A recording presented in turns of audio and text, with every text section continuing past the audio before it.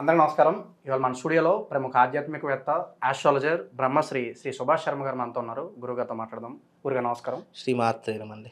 గురుగారు, ఈసారి వసంత పంచమి ఎప్పుడొచ్చింది? కొంతమంది సందేహం ఉంది, 2వ తారీఖా 3వ తారీఖా అని చెప్పి. ఈసారి వసంత పంచమి ఎప్పుడొచ్చింది? శుభముహూర్తం ఏదైనా ఉంటే తెలియజేయండి. అలాగే తల్లిదండ్రులు పిల్లలతో పూజ ఎలా చేయించాలి, ఆ రోజు మరి వృద్ధిలోకి రావాలన్నా, అన్ని కష్టాలు తొలగిపోవాలన్నా, వసంత పంచమి రోజు చేసుకోవడానికి వీలుగా ఏదన్నా మంచి రెమెడీ ఉంటే తెలియజేయండి గురుగారు. తప్పకుండా తెలియజేస్తానని ముందుగా ప్రేక్షకులందరికీ శ్రీమాత్రే నమః, శ్రీ గురుభ్యో నమః.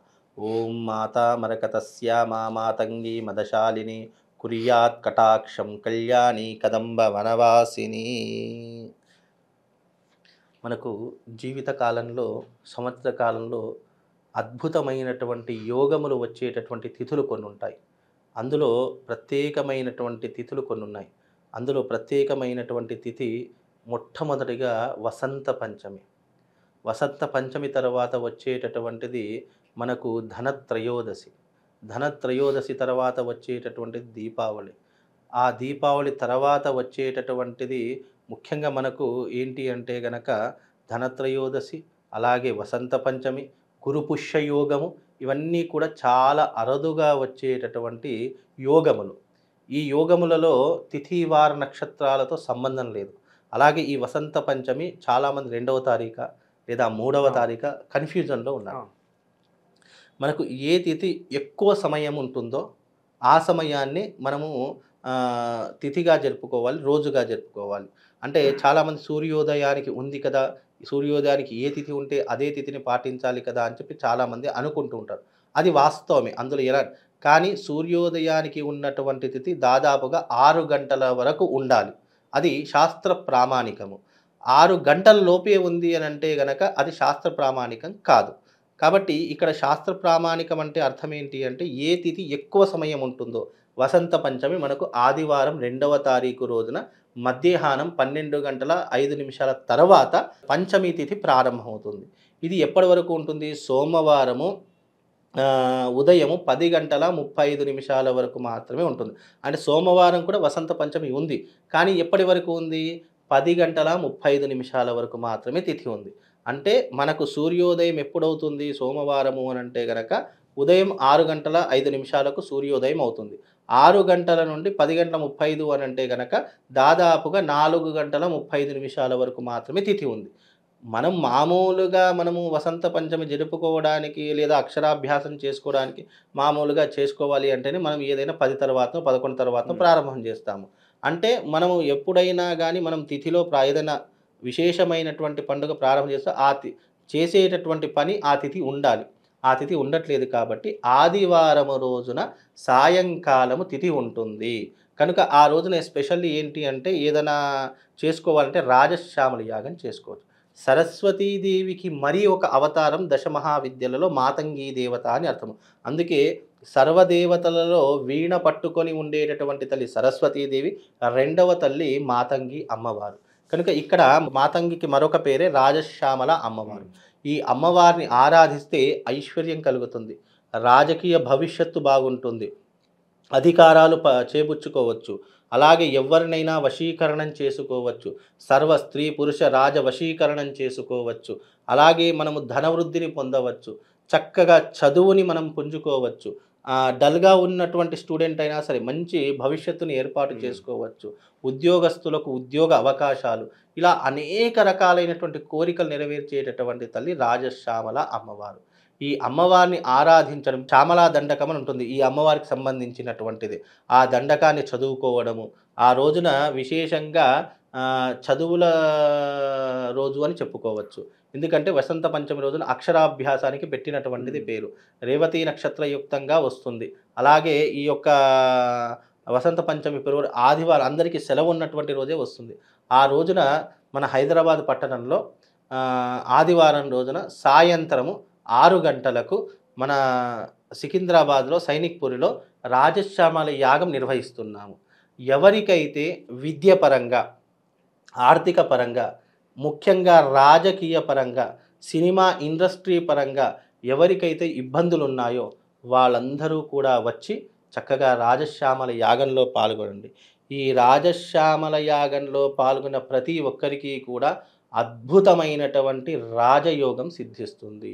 చాలామందికి తెలియనటువంటి విషయం ఏంటి అంటే నా జాతకం ఇంతే, ఇక నా జాతకం మారదు, నా తలరాత ఇంతే, నా తలరాత కూడా మారదు, నేను దరిద్ర జాతకుణ్ణి, నేను ఏ దాంట్లో కాలు పెట్టినా అక్కడ సర్వనాశనమే తప్ప ఇంకా ఏమీ లాభం జరగట్లేదు అనుకున్నటువంటి జాతకుడికి కూడా జాతక గ్రహస్థితిని మార్పు చెందేటటువంటి అవకాశము ఈ రాజశ్యామల అమ్మవారి యొక్క యాగం ద్వారా కల్పిస్తున్నాము.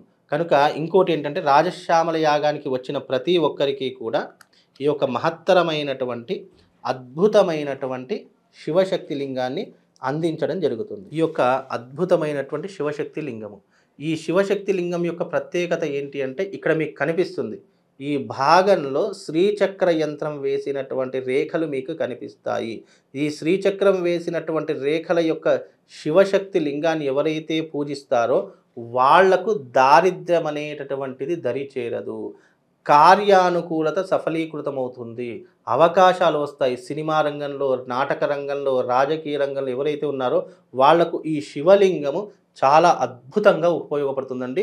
ఇక్కడ వేసినటువంటి శ్రీచక్ర రేఖలు ఏవైతే ఉంటాయో ఇవి మిషన్తో కానీ లేదు అంటే ఇతరితర స్వయంగా మన చేతితో వేసినటువంటి రేఖలు మీకు చాలా దగ్గరగా చూస్తే కనిపిస్తాయి.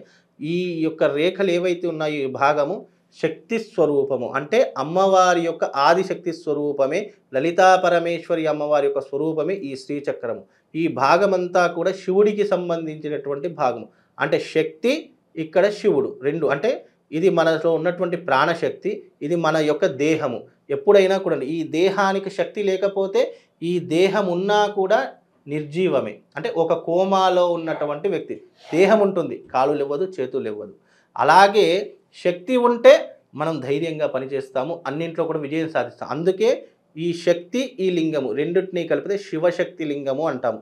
ఈ శివశక్తి లింగము వసంత పంచమి రోజున వచ్చే ప్రతి భక్తుడికి కూడా అమ్మవారి యొక్క ప్రసాద రూపకంగా మీకు అందించడం జరుగుతుంది.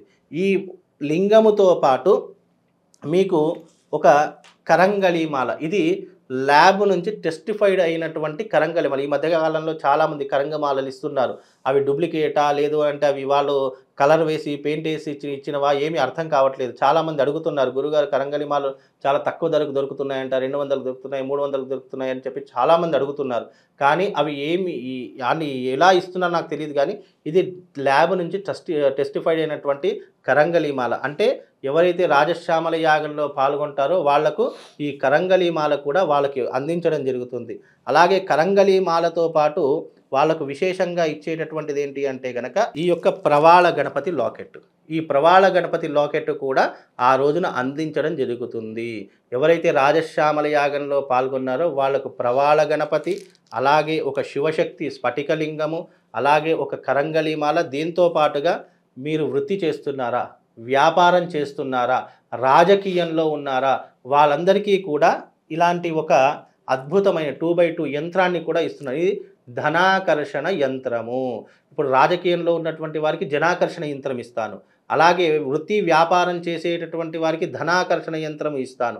అంటే మీరు చేసే వృత్తి వ్యాపార పరంగా కూడా మీకు ఒక యంత్రం కూడా ఆ రోజున అందించడం జరుగుతుంది. ఇవన్నీ కూడా వసంత పంచమి రోజున జరిగేటటువంటి రోజున పూజ చేసి మీరందరూ కూడా వచ్చి ఈ ప్రసాదాన్ని స్వీకరించి వెళ్ళండి. ఎందుకంటే గ్రహజాతకం బాగా లేకపోయినా, మీ జీవితంలో దారిద్ర్యం సంభవించినా ఇదిగో ఇవన్నీ కూడా మీ ఇంట్లో పెట్టుకునే ప్రయత్నం చేయండి. శివుణ్ణి ఇస్తున్నానంటే ఏదో మీకు ఇవ్వడంతో నా పని అయిపోయిందని కాదు. ఈ లింగాన్ని మీరు ప్రతిరోజు పూజించుకోవడానికి ఇస్తున్నాను. ఎందుకంటే మామూలుగా శివలింగాన్ని అందరూ పూజిస్తారు, కానీ శివశక్తి లింగాన్ని పూజించడం చాలా అరుదు. అంటే నువ్వు ఒకే కాలంలో ఒకే సమయంలో ఇటు శ్రీచక్రాన్ని పూజిస్తున్నావు, అలాగే శివుణ్ణి కూడా పూజిస్తున్నావు. అంటే శివశక్తిని నువ్వు ఆరాధించావంటే నీలో ఉన్నటువంటి కామక్రోధ లోభాలు తొలగిపోవడంతో పాటు అమ్మవారి యొక్క సంపూర్ణమైన రాజశ్యామల అమ్మవారి యొక్క సంపూర్ణమైనటువంటి అనుగ్రహం మీకు కలుగుతుంది. కాబట్టి మీరందరూ కూడా ఈ యొక్క వసంత పంచమి 2వ తారీఖు రోజున సాయంకాలం 6 గంటలకు రాజశ్యామల యాగం మొదలవుతుంది.